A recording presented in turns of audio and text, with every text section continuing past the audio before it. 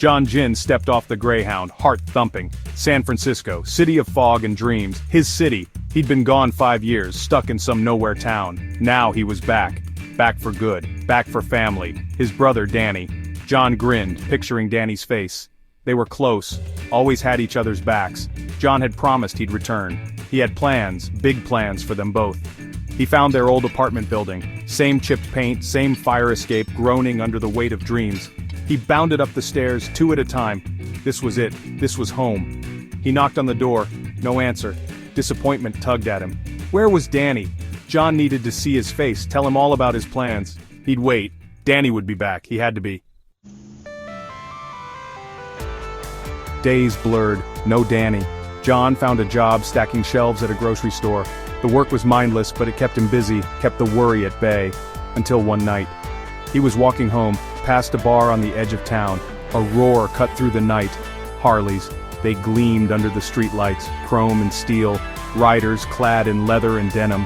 And there, in the middle of it all was Danny. But this wasn't the Danny John remembered. This Danny had a hard edge, eyes shadowed, a sneer twisting his lips. He laughed, a harsh sound, and slung an arm around a burly biker with a tattoo snaking up his neck. John's blood ran cold. This wasn't right. This wasn't Danny. This was a stranger. John couldn't let this stand. This wasn't the future he imagined. He loved Danny, knew deep down the brother he loved was still there, buried beneath the leather and bravado. He tried talking to Danny, but the words were met with a cold stare. "You don't get it, John," Danny said, his voice flat. "I'm home now."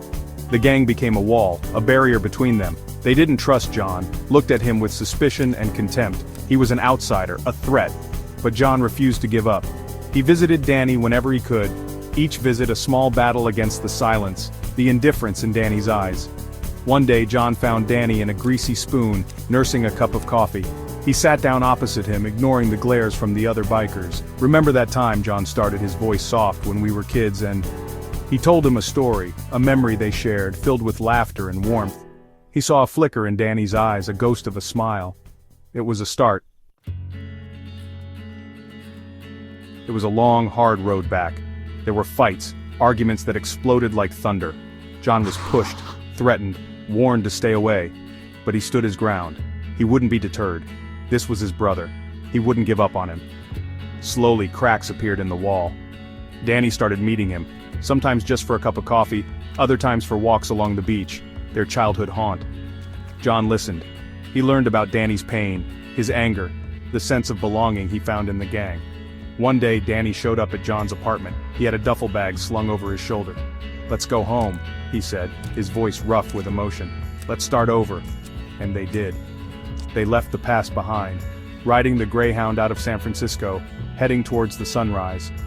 They had each other, and that was all that mattered.